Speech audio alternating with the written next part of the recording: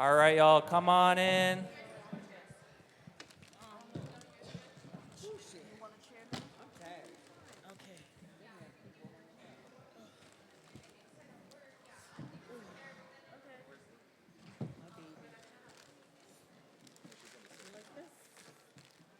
do.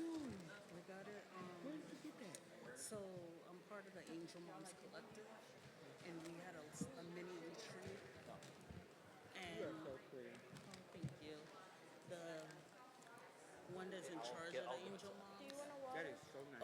Oh, All right, everybody. seltzer water on the We're going to get started again with our program to end this evening. Yeah. This is a panel of our Families Demanding Justice members and lead organizers, so give it up for the family of panelists.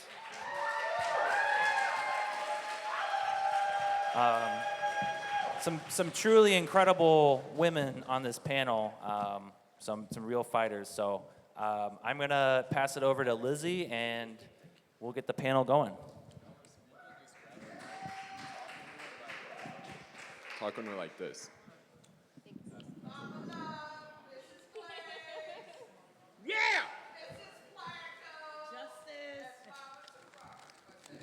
Justice. That lady right there ain't rap tight. I'm telling y'all. Akron police better watch out.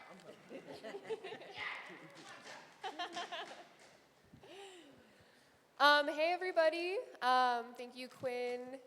Thanks everyone for being here again. Give yourselves another round of applause for being here. Woo! My name is Lizzie. I am a member of Dare to Struggle New Mexico and an organizer with Families Demanding Justice. And today, this last panel of the day, it's going to be why should families speak for themselves? I am humbled and delighted to be on this panel, or to be facilitating this panel with some of the most amazing women I know right here. Woo!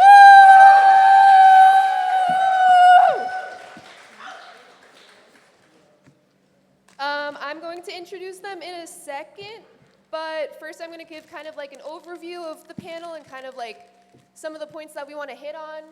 Then I'm going to introduce them, then we're going to go into some questions, and then we're going to have a little bit of Q&A from the audience.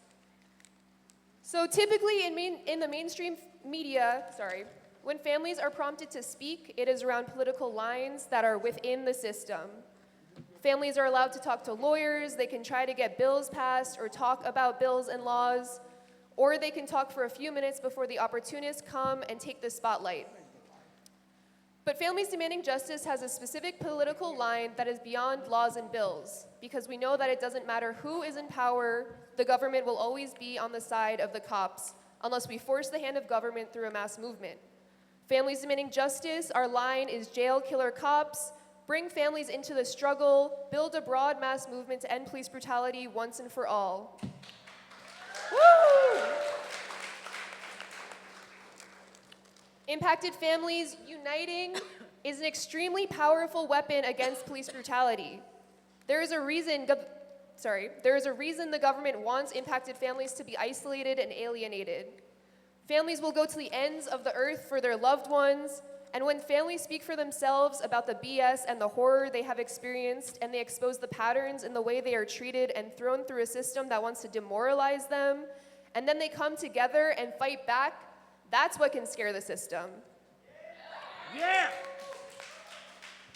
Families have experienced some of the most heinous shit that the American nightmare offers, and therefore have some of the strongest fighting potential.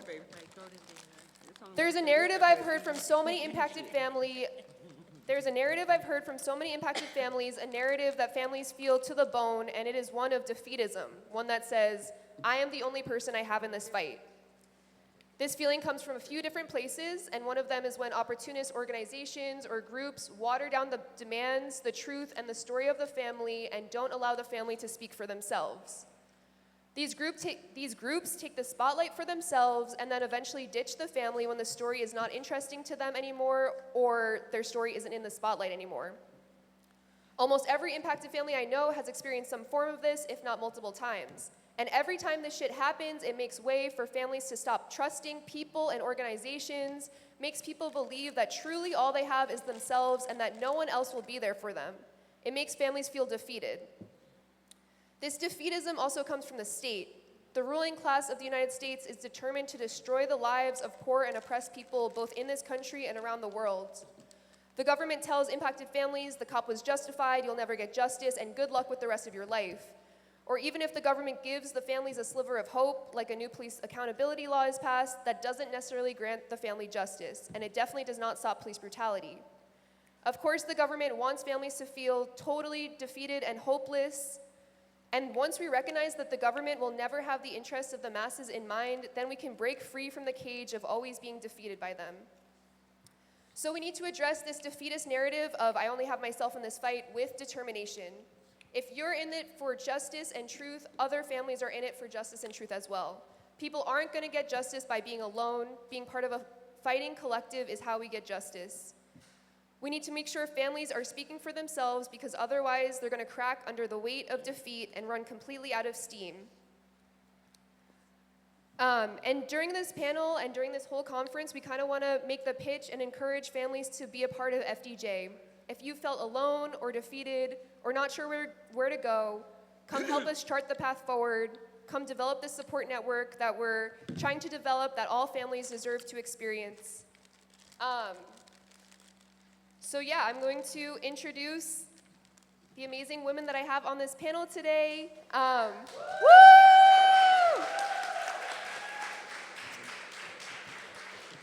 I also think that we're all matching, which is really exciting. So Shernaleria Eccles. Shernaleria is the mother of Antonio Kasim Armstrong, a 23-year-old man killed by NYPD inside his apartment in Harlem in 2021. Shernaleria has been a fighter in the struggle against police brutality ever since, fighting for justice for her son, and raising up and supporting other families who have had loved ones killed by the police. As a leader in FDJ, Shernella organizes monthly protests for Antonio on the 6th of every month, exposing the lies and cover-up by the NYPD, and has been actively involved in building the October 22nd National Day of Protest Against Police Brutality. Woo! Mama love, mama love, mama love. Justice for Antonio! Justice for Antonio! Next we have Charlotta, who just spoke. Woo!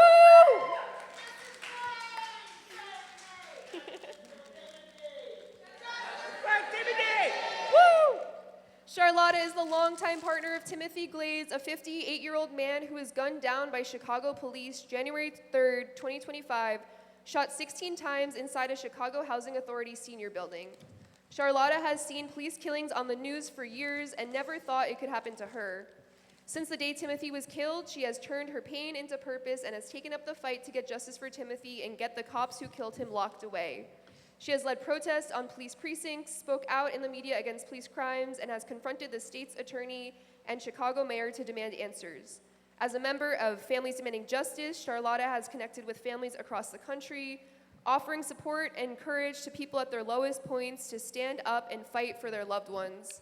She has traveled across the country to lend her support for families in need and connect with others in the struggle against police brutality. That's Charlotta. Woo! Justice for Timothy Glaze. Justice for Timothy Glaze. Justice for Timothy Glaze. Justice for Timothy Glaze. Okay, halftime. Next we have Yvonne De La Torre. Woo! All the way from California, Yvonne is a founding member of Families Demanding Justice and has been in the struggle to stop police brutality since the police killing of her lifelong partner, Alejandro Campos Rios. Yvonne has been a prominent voice in Southern California to unite families to fight against police terror and help them get organized through their own personal experience of having to navigate the system that has only led to dead ends. She now spends her time fighting injustice by responding to local police killings, showing support for other impacted families, and protesting other injustices, including the mass deportation machine.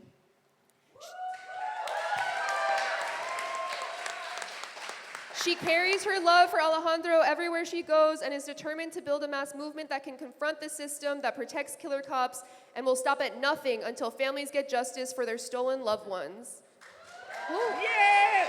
Justice for Alejandro! Justice for Alejandro! Justice for Alejandro! Awesome. Yeah! Woo!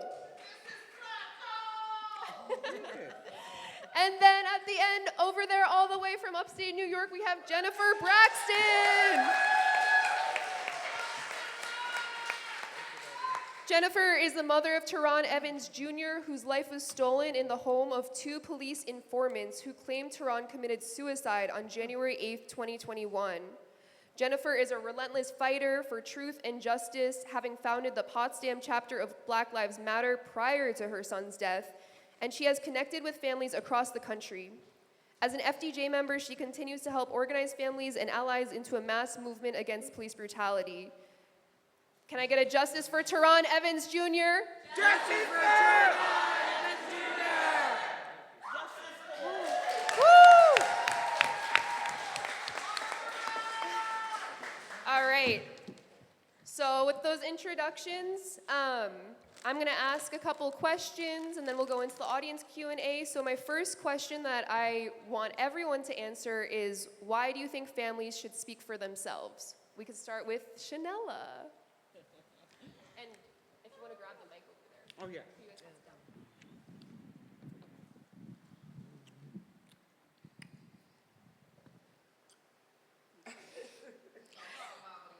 Come on, mama.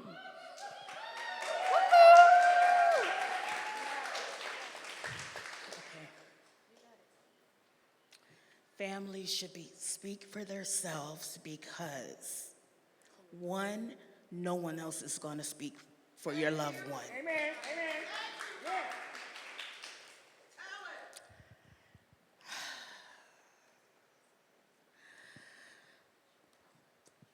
After the killing of my son, Antonio Kasim Armstrong, it has been hard. It's been a roller coaster.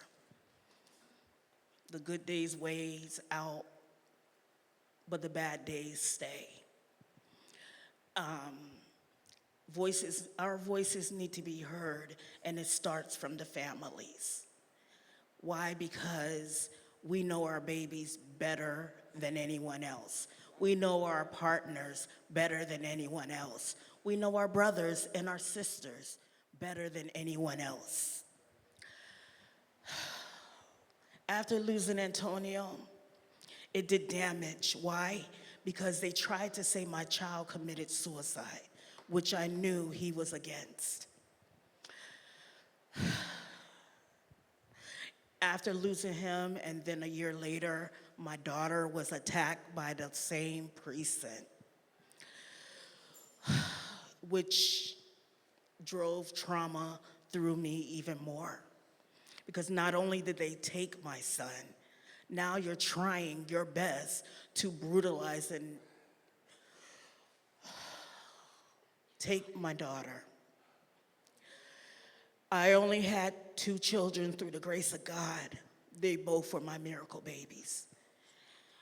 Antonio was my oldest, my only boy, who I kept so close to me because I was afraid when he enters the world, something bad would happen. So having our voices heard is basically telling our loved one's story, letting the world know who our loved ones was, not what the media, not what the media make it out to be.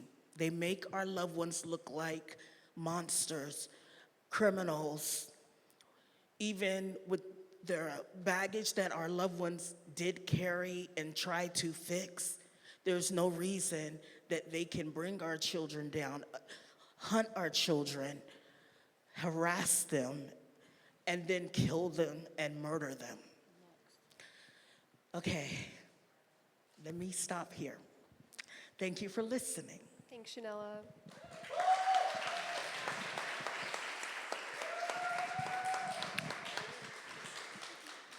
Why should families speak out. The loved one's life that was stolen, they can't speak out. Their voice has been silenced. So if we don't speak out for them, their death or their stolen life just withers away like shit. It just withers away. So we have to speak out because we knew them. The family knows their loved ones. They know what kind of person they were. They know their life. They know who they were, what they were. And if we don't speak out for our loved ones' lives, it just becomes a statistic of the 8,000 people that's been murdered since George Floyd. That's what it becomes. So we have to, the pain is real when you lose a loved one. It took me 2 weeks to cook, because I ain't have to cook. Timothy cooked everything, breakfast, lunch, and dinner, and washed the dishes and took out the trash. I had to do all of that shit when Timothy was murdered. It took a while. And sometimes I be looking at that stove, man, look, we not finna have no fight, man, because I got menopause real bad, and it's hot. You got to turn the stove on, you got to be there. When they murdered Timothy, it mattered. It mattered. And if I don't go out here and shut shit down and holler at them pigs and the mayor and the damn state's attorney's office, Timothy can't do it. His children and his mother, in the 7 years that we were together, I met Timothy's mother 5 times in 7 years. After that 5th visit, I told him I ain't gonna be able to do that no more. I don't know what's wrong with her, and I'm gonna pray for her. And his children, he couldn't even find them and tell him he was dying. They blocked his number, they didn't want to talk to him. So they're not gonna fight for him. They're not gonna be a voice for him. But see, Timothy is not at rest because he's pissed off at the way his life was stolen. So who else is gonna speak up for him? I have to. Timothy was my life for 7 years. Both of my parents are deceased. I don't have any children. My friend list, when Timothy was murdered, went from 292 friends down to 25. That's a damn big difference, isn't it? Oh, I love y'all. They told me to pass the damn mic. Okay. You talk too much.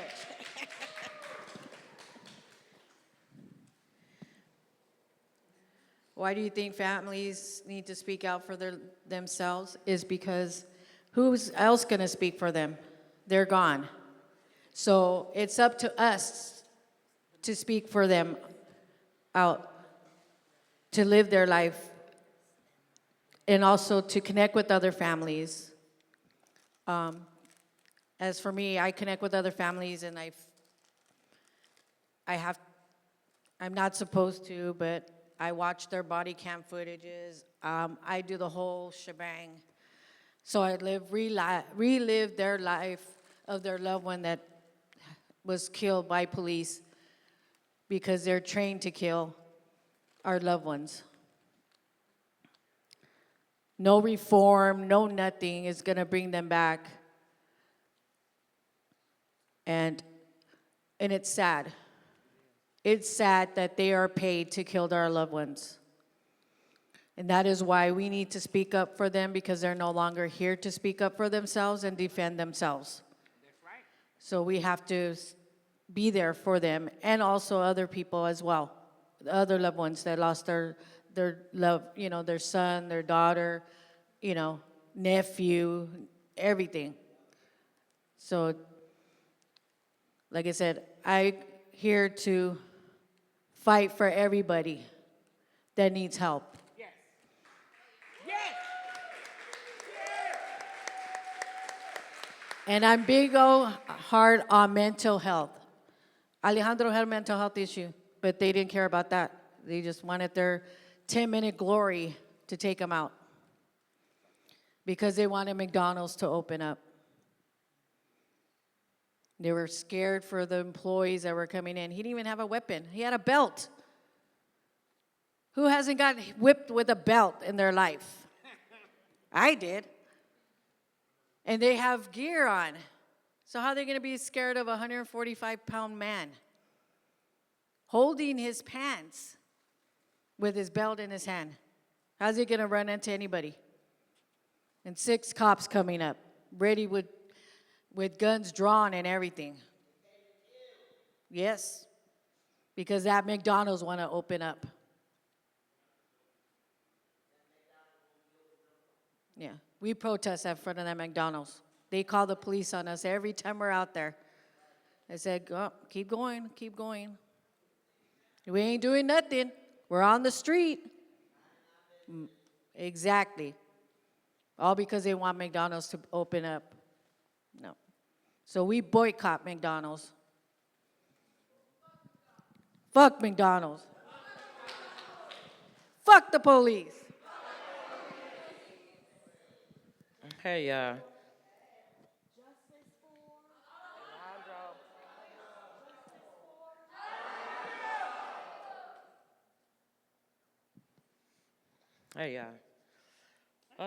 why do we think families should speak for themselves? First of all, because if we don't speak for ourselves, then they have won, because they want us to shut up.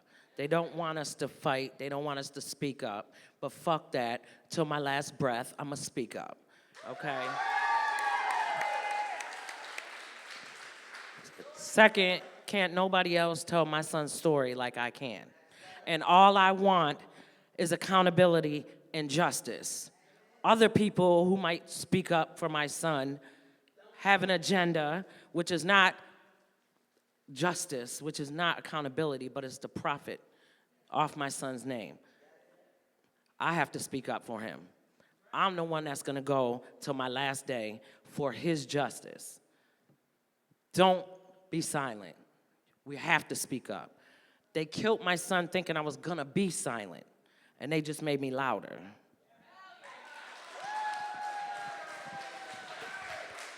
Thanks, Jennifer. Tehran. Justice for Tehran. Justice for Tehran Evans Jr. Justice for Tehran. Justice for Tehran. Justice for all stolen lives. Justice for all stolen lives. Thanks, Yvonne. My next question is for Shanella. What are some examples of being silenced that you have experienced? How is it trying to change the terms for the fight for justice? Silence comes from the state and from grifters. The state is full of shit. That's what the state is. They're full of shit. I went through 6 lawyers to finally get a lawyer that took my case. And those 6 attorneys, Antonio's case was held for 3 months. Antonio's case was held for 6 weeks, leaving me no options and not enough time to fight the way the fight should have been. Losing Antonio and trying to fight for him was difficult from day one. Not knowing the officers involved in Antonio's killing, execution, because my baby was executed and brutalized. Let me see, hold on. So in the beginning, I was not allowed to see my son. I heard that they didn't take his body out of that apartment until 2 o'clock that evening. He died at 8:30 in the morning. So that was one thing that I was angry about. Secondly, the detective that so-called called me to be a mediator or a negotiator told me when I got to New York, because I lived in Pennsylvania when my son was killed, that when I got to New York to come to the precinct and he will, give me more information. That did not happen. Wednesday evening, We had a visual. He was well known in Harlem, so it was more than one place that there was a visual. On Thursday morning, at 8 o'clock in the morning, we arrived at 32nd Precinct. So to not know where my child's body was, and I'm gonna say they silenced me because they asked me to put my name and number on a piece of paper and someone will call me. I said, hell no. Why? Because they should know where my child's body is. I wanna speak to the detective.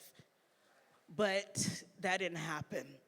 So finally they got tired of me and gave me a number for their private ME, which we all know that was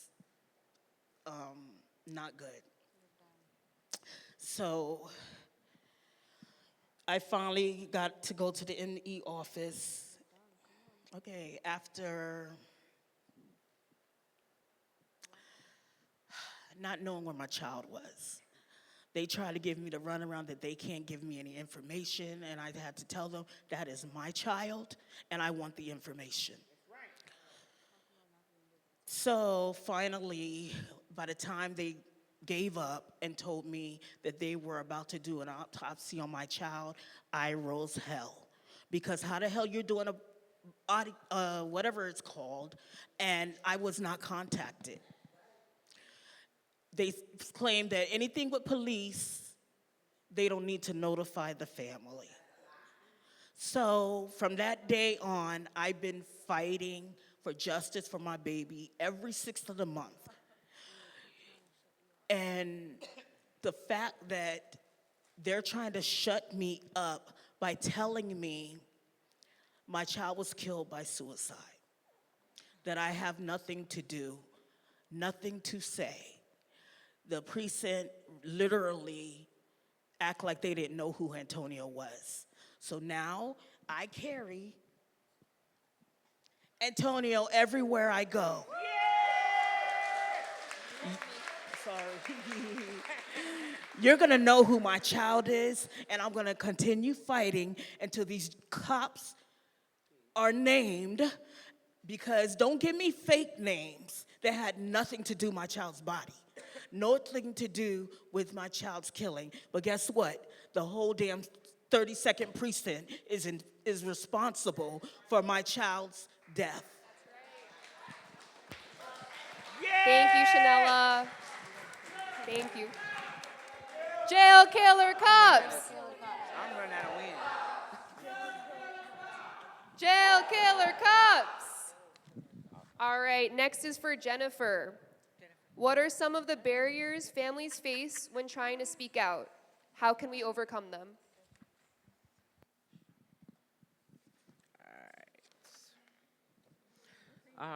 So some of the barriers is, one of the biggest ones is fear. People is too scared to speak up. Law enforcement and other people in positions of power, they have that control over a lot of people to keep them quiet.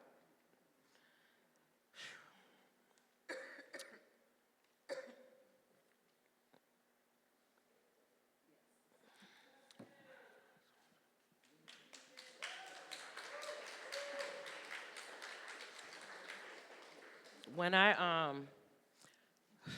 before they killed my son, the police would park in front of my house, park across the street at the bank.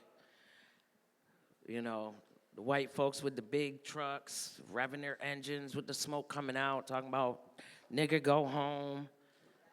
You know, yeah. So, you know, people just do things to try to get you to shut up. Lawyers and advocacy groups are barriers when they're only looking to get something out of the fight for their own personal gain. Example, NAACP told me it was all about time and money. I don't want the money. I want them motherfuckers to be locked up. Lord, forgive me for cussing in your house. Ben Crump told me we don't take cases like that because if they ain't getting a payout, they wouldn't take the case. Reopen the Case Foundation and Colin Kaepernick's Know Your Rights campaign didn't have answers because my son was already buried. A lot of organizations out there, but many of them leave families asking, am I just gonna get used again? Overcome the fear through being part of a collective. Now, for the past 5 years, a little bit over, I've done this by myself because when I had a team in Potsdam, New York, with Black Lives Matter, they left. They all just gone. You know what I'm saying? And nobody stood up with me when my son was murdered.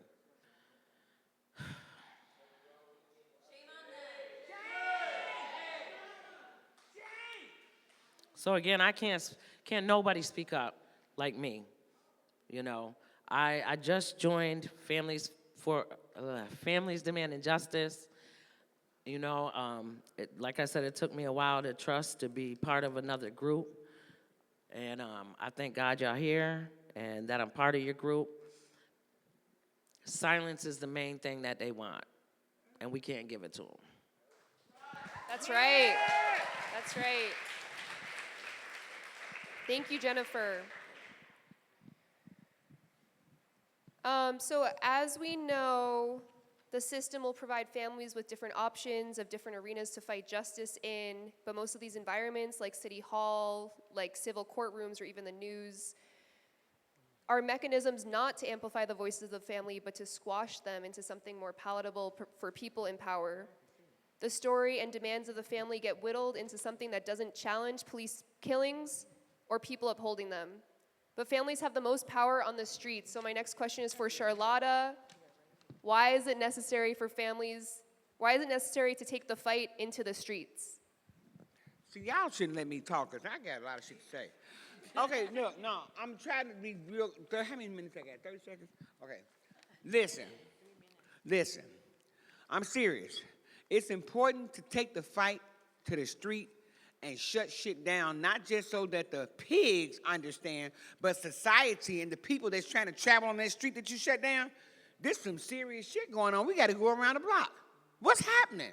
We have to bring our loved ones' murder and stolen life in their face over and over and over and over until they get it. This shit is serious. They mad. I can't even drive on my regular route home. Fuck your regular route home. I want the pigs locked up. So that's why it's important not only for me to go down with their struggle to shut shit down, but like when they killed Tamir Rice, everybody in America or wherever should shut some shit down. March on your government building in your state. Go to your, let people know we sick of this shit. What the hell? We look like some pigs in a damn slaughterhouse waiting on you to take us and murder us? We have to shut shit down collectively. And we have to be serious about it. So if you just want to do it in April, but not in May, and then do it again in August, but not in September, that's not going to work. You have to be consistent. You have to build a mass rebellion against this system if it's going to change. And what are the three words, the first three words of the United States Constitution? We the people. That's who got to change it. Because they don't give a damn. They're not going to try to change it. So it's important, and it's very important, and I hate to be so loud and vocal, but people need to know I'm not playing. We need to build a mass rebellion bigger than the George Floyd movement. I'm serious. And we need to be consistent with it. Because I tell you, it's a whole lot of times my body, I be want to go do stuff, don't I, Ezzy? I want to go do stuff with them. My body said, go ahead and do it. I ain't doing shit. How I'm going to do it? You know what I learned how to do? Digital flyering on my damn, I got 3 phones. Get on the phone. Call people. Send out the damn warning posters to all your friends. Do something on Facebook. You can do something, but sometimes my body, depending on my disability, and I got so many ailments. I can't hardly go outside in the summertime. I can't breathe. So, oh shit. Sexy, put that damn paper down. Okay, no, I'm gonna stop. But I'm just saying, it's very, very important that we do this and we do it on a consistent basis because we have to let people know we sick of this shit. Thanks, Charlotta. Woo!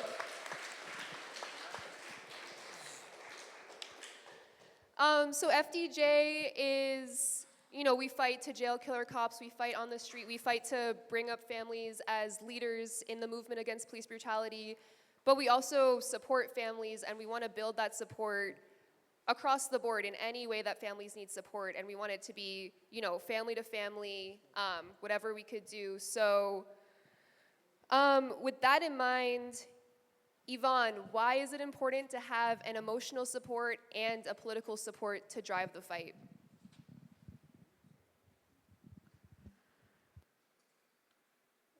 For us to fight, as for my case, I didn't have any family. Alejandro had family, but they didn't want to do anything. So it's like Dare to Struggle was already fighting for Alejandro before I even knew they were fighting for Alejandro. They went to City Hall to confront the council people and everything else. And so when I had the service for Alejandro, they came in and asked if I wanted to be part of them to fight for justice for Alejandro. And I said yes. Because I knew they killed him, and I knew they were going to get away with murder, and I didn't want that. And it's sad because a year after he was killed, 2 more kids were killed in the same city. And then just recently, the DA justified his killing as his fault. After 2 years, saying that the cops were scared, they were feared for their life. Of a belt? So the good thing is, since he put that report out, we got the cops' killers' names. We got all 6 officers' names, and we put it out all over the city, the most wanted.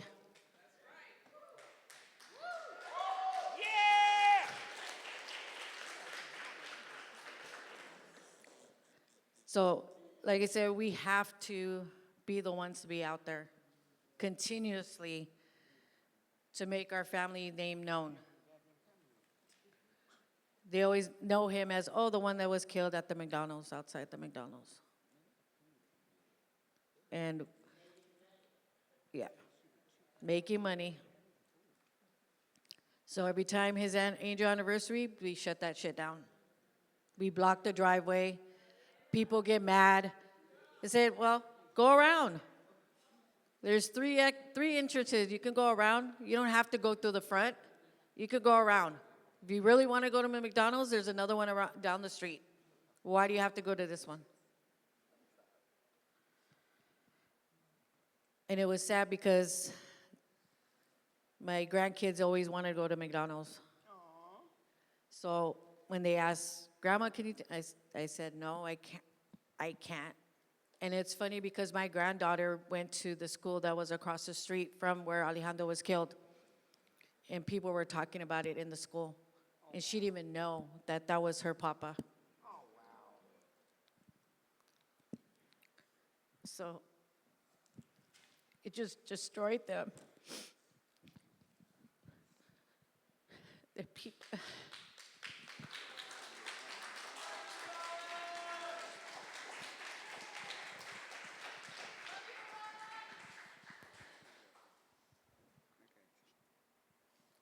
All because these officers want to think they're badasses and just want to go home and doesn't want to deal with mental health.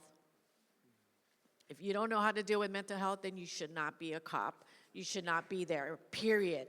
Right. And these dispatchers as well need to screen these calls because they're the ones that send out the police. They call the police department and they say that these people are doing this and doing that. And they were scared. He wasn't going to do anything. But like I said, he didn't have a weapon. All he did was have a belt. But like I said, since I'm the one that started everything, I didn't get nothing out of anything.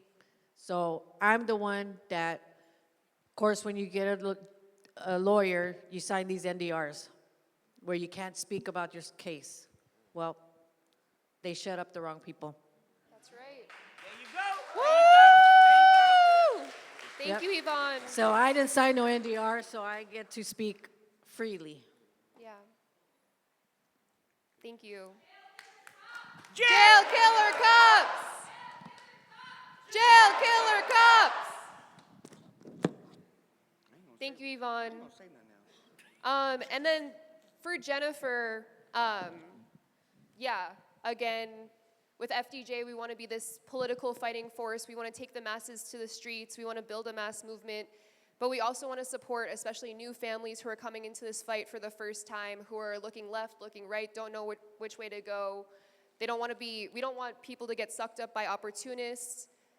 So Jennifer, what type of support do you wish that you had when you were first brought into this fight? People in numbers. That's it right there. You know, things might have already happened with numbers from the beginning. You know, that's it. Numbers. And my family, you know what I'm saying? Because a lot of times the rest of the family don't want to speak up, you know, so support from the rest of the family would have been nice too, you know. Thank you.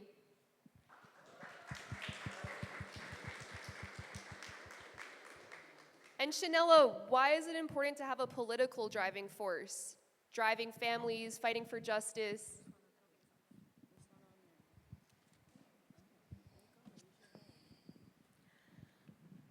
Read the question again.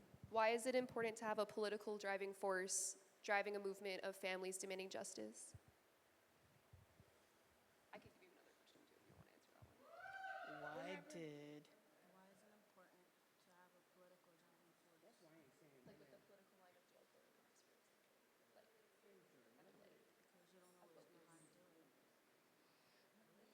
Yeah, because you don't know how to do it. When I first started out, I was by myself, leading it. I did have all his friends out there, but they were angry. So that's not a way to draw people to an event or to anything, especially when you're fighting for justice. But starting out fresh, I'm not good speaking in front of people. But after, My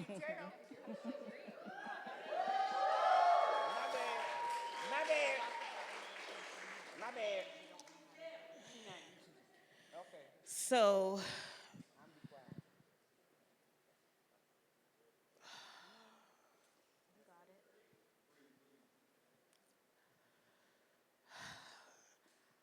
fighting for justice for Antonio was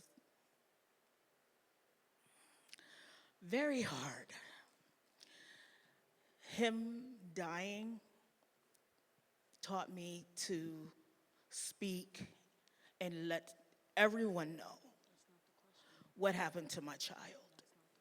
So politically, we need someone that's able to be there to support us in that access of knowing what to do and showing us how to really fight and get people out to make a change, because we don't know how to do it. All we know is we want to fight.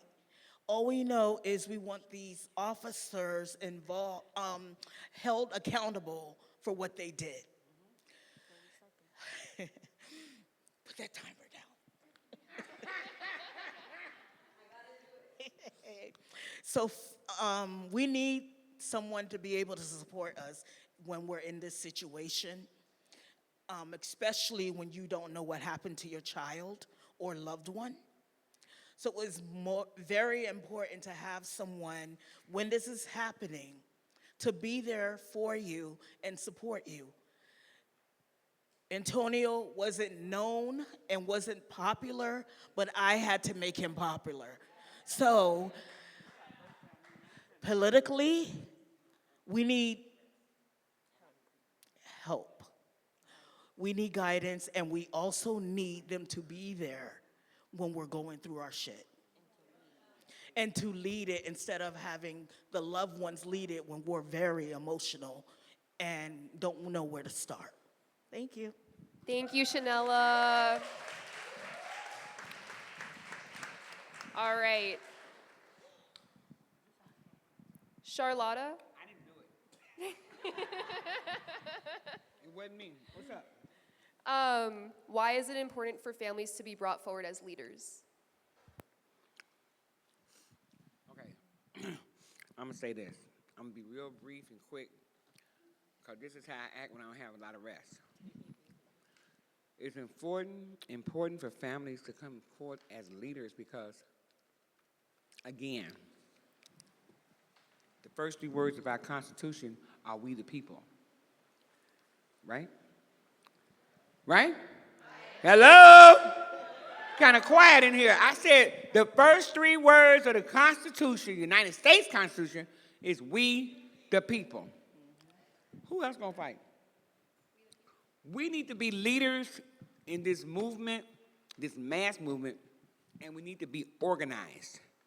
There's nothing worse than an unorganized movement where you don't know if you're coming from the left, the front, back, top, bottom. We need to be organized. And once we have a mass rebellion with an organized movement against this system, we'll be bigger than George Floyd movement. That's right. We'll be bigger than law enforcement, countrywide, worldwide, and they're going to be running around talking about, maybe we shouldn't kill nobody else because these people going crazy. That's right. We need to put some fear in them. That's right. We need to, as leaders, as these families, all these families that are here today, representing your loved one's life who was stolen across this country. That's why I don't see black, white, orange, green. I don't do that. We are family by the bloodshed of our loved ones at the hands of the pigs, at the hands of the system. If we join together from the East Coast to the West Coast, linked up like a chain link fence, and take this big pound and bang on this dam that the system done built, we'll bust it wide open. Woo! Amazing. Thank you, Charlotta. Okay. I have a question for all of you guys. What does justice look like for you? I'm going to answer that real quick because I'm tired. Look. Jail the killer cops. That's right. Jail killer cops. 3 words. Jail killer cops. That's justice. Wait, let me tell y'all something. I got to stand up for a minute. Alejandro Urbano Mateo, I ain't going to never forget his name. After he got through handcuffing Timothy's corpse and stood up with that blood on his hands in front of my door and smiled in the camera, I'm going to make him pay for that $1 million smile. I'm going to make him pay for that. So justice for me, I got to stand up for a minute because my leg, I can't sit down too long.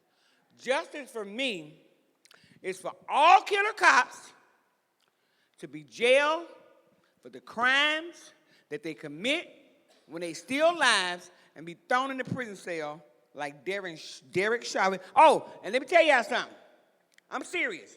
They talking about pardoning Derek Chauvin. You hear me? If they try it, we need to raise hell. We need to raise a lot of hell everywhere if they pardon that man for the public execution of George Floyd, not just Minneapolis. I'm serious. But justice, for me, is to see all killer cops do the time for their crime.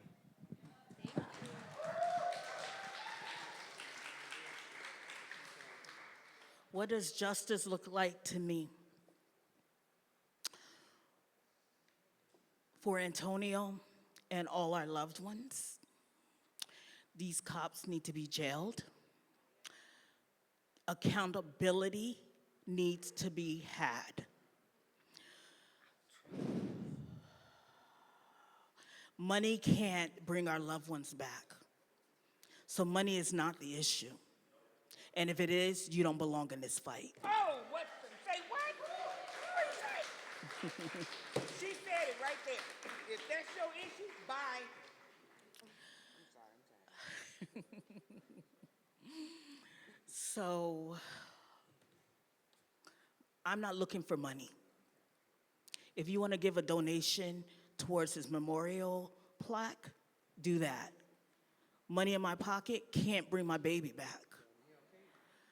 So justice for me is accountability and making sure these killer cops are not just jailed, but not being able to work in the law enforcement field at all. Ever again.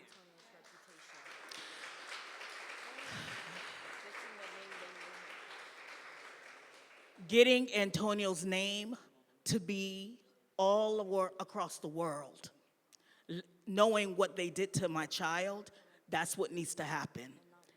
And not what they say. He's not a monster. He's not a criminal. He's a human being that wants to live, wants to change his life. His past experience does not represent him being a monster or defining him as a monster or a criminal. So the fact that they did that, I will be out here fighting not only for him, because there's other loved ones that has been lost because of that. And I will continue fighting not only for Antonio. I did this fight and started this fight for Antonio and every last soul that has been lost by the system and afraid to come forward. The afraid to come forward needs to stop. We need to fight as a community. I see. Always get me, right? But this is serious. We need to be a mass movement all over the world. The same way George Floyd was all over the world. Everybody knew about him. Breonna Taylor, everybody knew about her. Our loved ones need to be the same way. That's how we need to fight. Thank you, Shanella.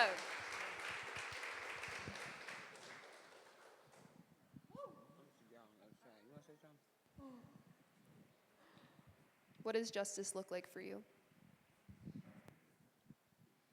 For every one of them go to jail. All these politicians as well. These politicians are just as corrupt as these police officers because they protect them. That's why we're going after our DA in California. He's a sex offender as well. Yeah. Fuck Todd Spitzer. Yep. Like I said, these city councilmen, they throw you to say, oh, you need to go to the DA. The DA is the one that prosecutes these officers.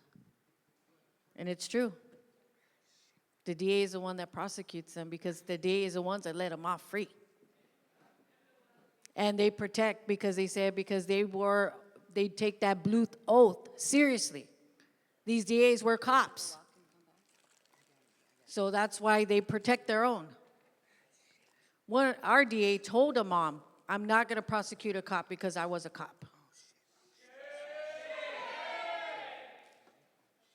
So ever since then, I said, that's my mission. That's my mission to go after him. He's coming up for re-election in 2 years. So we're already starting our campaign for him not to be reelected.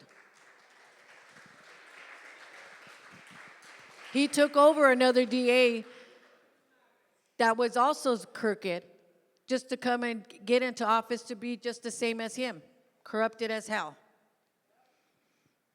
So all these DAs need to be prosecuted, just like these cops can, because they're protecting these killers. Exactly, yep. He even has lawsuits for harassment in his office, sexual harassments, other harassments, but they still have him in office. When we did our last 022, he hid. He hid. We went around his office and we were out there yelling, and he hid because they have an underground path underneath that his office. Why you hide? Why are you hiding? You think you're a big man? You need to come out and step up. Face us. Face these families. Tell them to their face. Why are you not going to prosecute? Yep. Yep, they are cowards. And these officers know it. That's why they do what they do. They know they're going to get away with murder. And it's sad. It is very sad that they get away with this. But we need to let them know enough is enough, that we need to take it back, that our loved ones meant something, regardless what they did. They didn't deserve the death penalty, regardless. I don't care what they did. They could have stole, so who gives a shit? They don't deserve to die. Thanks, Yvonne.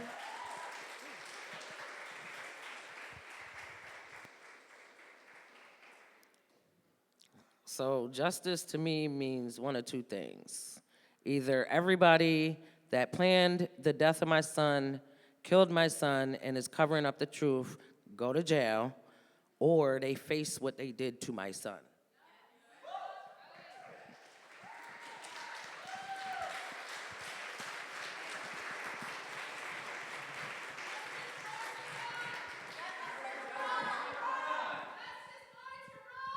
Justice for Tehran. One way or another. Absolutely. All right, we have about 10-ish more minutes, 5 more minutes. We're gonna open it up to a few questions from the audience, if anyone has any questions for our FDJ families up here. About FDJ, about building a mass movement, about 10 minutes, we have a few minutes, 10-ish. About, what happens when families stay silent. Any questions? Don't be shy. Don't be shy. No,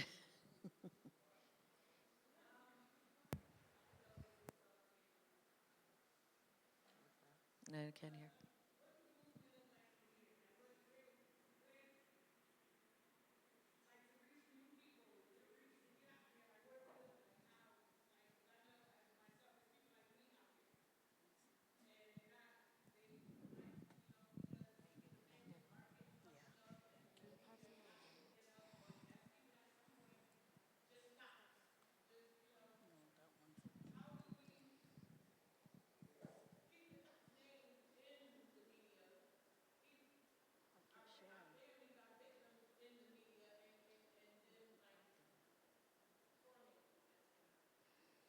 So your first question,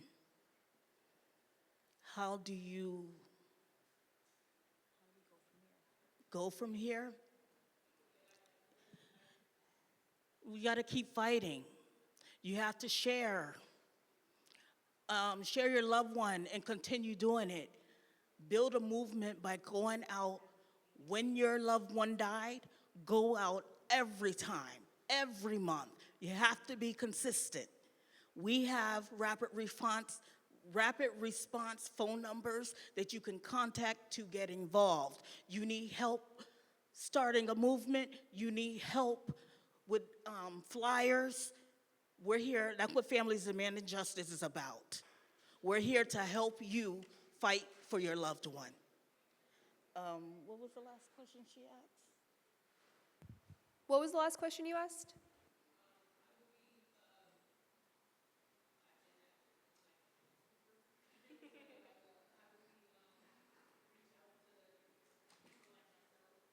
Oh, okay, so I did answer it. So we have two rapid response numbers that you can reach out, and either myself or Charlotta will reach out and give you all the information you need, as well as support you whenever, whatever you need supported with.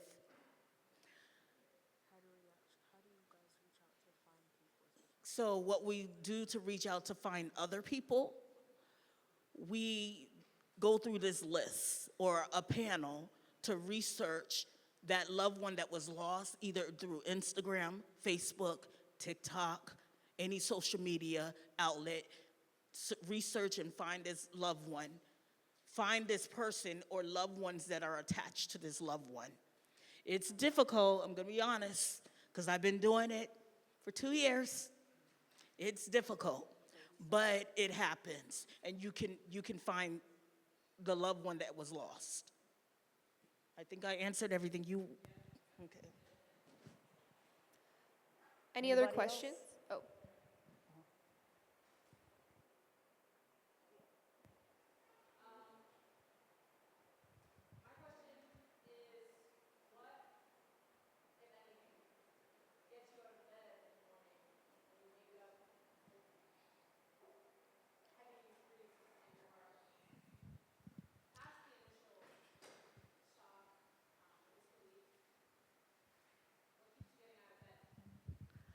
Pushing through. Days are hard, but pushing through, talking to him, knowing that I have to continue to fight and not give up is the main thing that gets me out of bed every morning. Also, therapy has been helping me slowly, but it's helping me by talking about him. Because I used to be afraid to talk about him. I used to be afraid to listen to his music because he was becoming a musician. So he has lots of music, but I was afraid to listen. I miss his voice. I miss his bear hugs. When I say he give you bear hugs, he hug like he's never gonna see you again. As well as, I love you, Mommy. I love you, Mommy was the hardest part of trying to get over. So me pushing every day.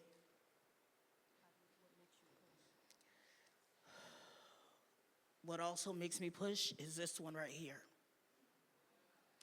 When Antonio first died, I'm very emotional about it because I neglected her. She was only 13, going on 14.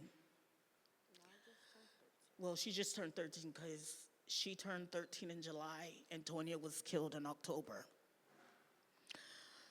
It's hard because if you have more children living, when you lose your child, your firstborn,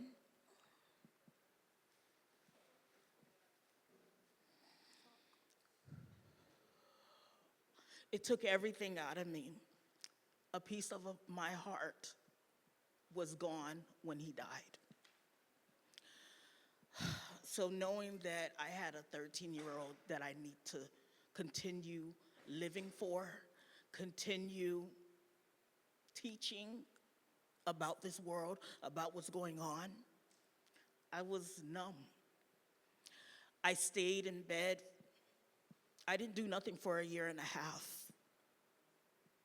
because I couldn't believe, I was in denial that my child was really gone. So pushing through and have this one whispering wise things in my ear and how that I have to continue going on for Antonio and his babies. He left me with 2 beautiful grandbabies that I'm fighting for also. Okay, so I gotta continue fighting. That's what gives me the push and making sure that his name is not lost in the world and in the system. So that pushes me. Yvonne, you wanna answer that?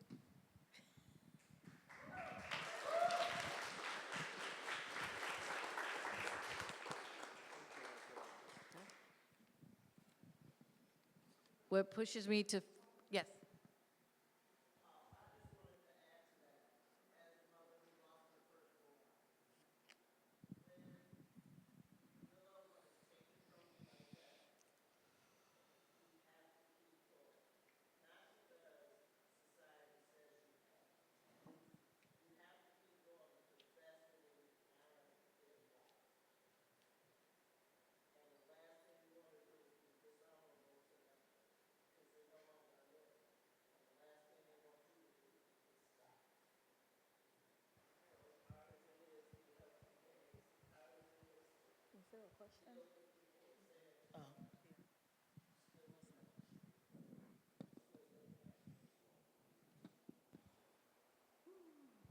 Thank you.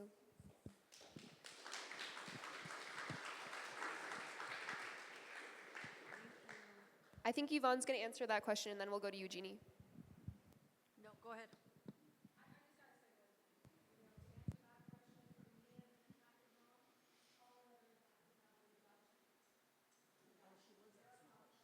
Yeah.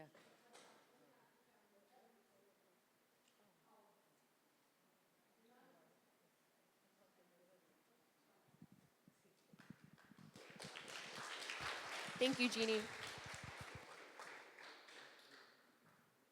Yeah, for the mothers, they need to continue to fight for their loved ones. Don't stop. Don't accept defeat. Because I know these lawyers want to shut you up. They say, oh, don't talk. You want their 40%. They want that 40%. And no. You got to continue fight for your loved one. Don't sign that NDR. Don't sign it. In my case, I didn't sign no NDR, so I can speak what I want. They coerced his next of kin to sign the NDR because they wanted that 40%. They made my son, his son, sign the deal. And I said, no. I go, it's not going to bring him back, but that wasn't the point that I started this in the first place. I wanted justice. I knew they killed him. But that's what I wanted, justice. But they wanted the payout. His own father wanted the payout. His father didn't give a shit about him. I asked him for help, to help me with him, and he didn't want no. And it's sad because a typical Mexican man doesn't believe in mental health. I told him he needed help. I need help with them. Please help me. And they didn't want to. But they sure love that money now. Living it up. I post stuff. He just likes the stuff. And I'm like? What the hell? You don't even come out to your own son's angel anniversaries. Twice that I had. In 2 years, nothing. And then you just want to live off dead money. But please don't be silenced. Please, for your loved one, don't be silenced at all.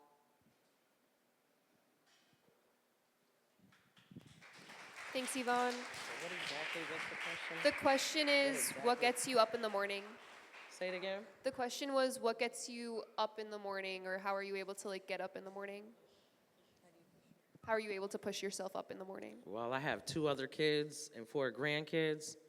And how could I not? You know what I'm saying? There's no way that I can't. If I didn't, I wouldn't be here right now. Every day since the day my son died, I've been fighting for his justice, whether it's in the street, on the phone, on the computer, under one of my 20-something accounts on different social medias, whatever it is, every single day I'm fighting. And it's what keeps me alive. It's what keeps me going. I have to do it. Not just for my son, but for everybody else. Thanks, Jennifer.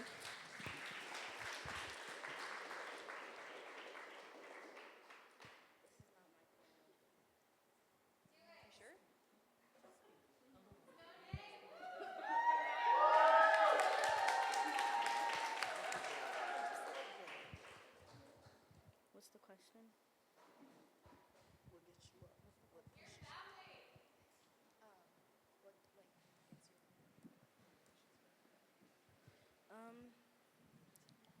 Knowing that my brother wouldn't want me to give in to what they did to him, because yes, they took my brother, but if I would just stay and lay down, I'm giving them what they want, because they don't want us to speak up. They don't want us to keep moving.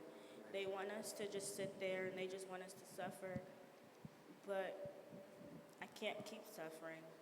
I mean, after Cali,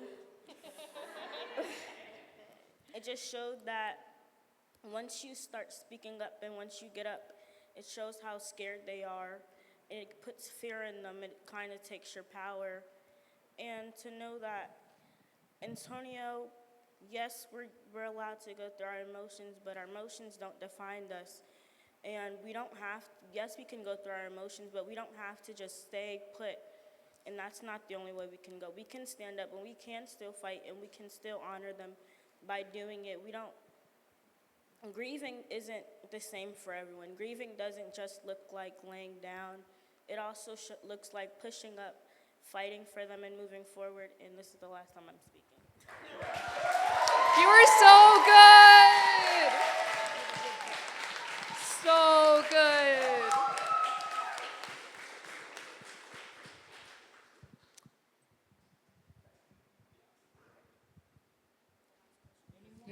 He wants a question. He wants a question. Yeah.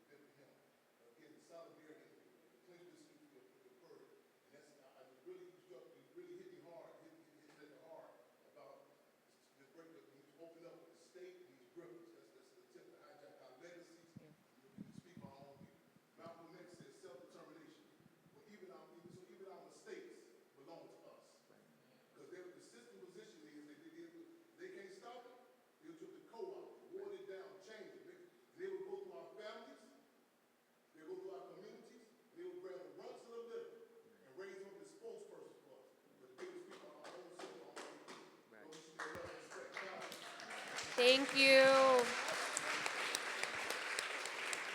All right, can I get a justice for all stolen lives? Justice for all stolen lives. Justice for all stolen lives. Justice for all stolen lives. Thank. Justice for Justice Antonio Cassim Armstrong. for Antonio Cassim Armstrong. Justice for Alejandro Campos Rios. Justice for Timothy Glaze. Justice for Teron Evans Jr. Justice for all stolen lives. No justice. Peace. Justice, no peace. No justice, no peace. All right, give it up one more time for this excellent panel from Families Demanding Justice. You guys did a fucking excellent job. So we have food coming in the back, guys. We're gonna break this. This is the last event of the evening. So we have food. We're gonna have people help themselves. We're gonna be in this room for about an hour. Then we're gonna have to break things down and get out of here. One request is that before we go and get the food, can everybody come up here to the front and we can get a group photo for day one of this conference? Come on up.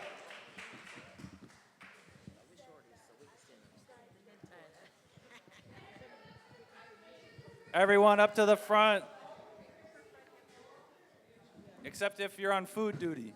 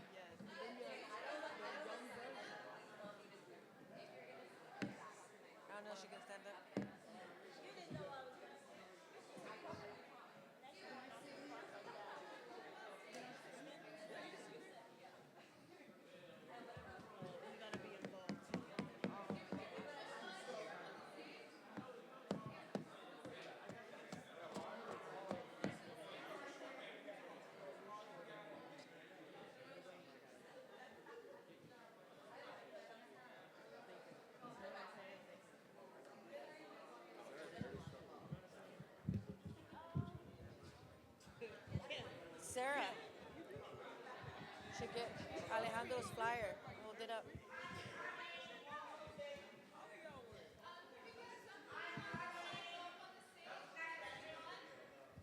Kimberly. Yeah. Tell Kim she blocked on her face. Tell Kim she blocked on her face. I think it might be blocked. It'd probably be better down there. When you guys All right. We're going to say jail killer cops on 3. 1, 2, 3. Jail killer cops! Jail killer cops. Jail killer cops! Jail killer cops. Jail killer cops! Get it?